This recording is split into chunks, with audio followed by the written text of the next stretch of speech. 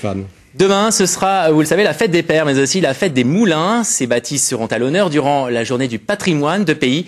La région en compte un certain nombre, notamment dans l'Eure, le long de l'Iton. Visite guidée au moulin de Côte-Pot à Broville, signé Myriam Libert et Karima Saïdi. Il y a encore quelques dizaines d'années, on trouvait sur les rives de l'Iton une vingtaine de moulins dont l'énergie hydraulique alimentait les usines et les draperies de l'Eure. À Broville, le moulin de Côte-Pot, dont une partie date du XVe siècle, a eu plusieurs vies avant d'appartenir à des passionnés. À l'époque, il servait pour faire la farine. Aujourd'hui, il peut nous produire l'électricité.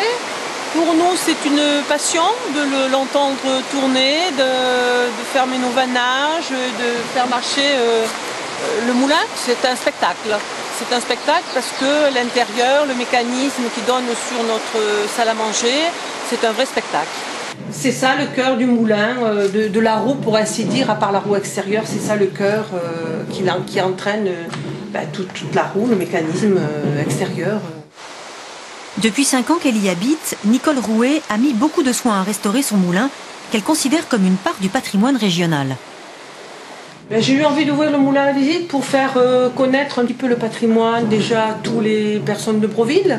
C'est un peu, ça leur appartient aussi un petit peu, hein, parce que bon, moi je l'ai acheté, mais c'est un peu à eux ce patrimoine. Hein.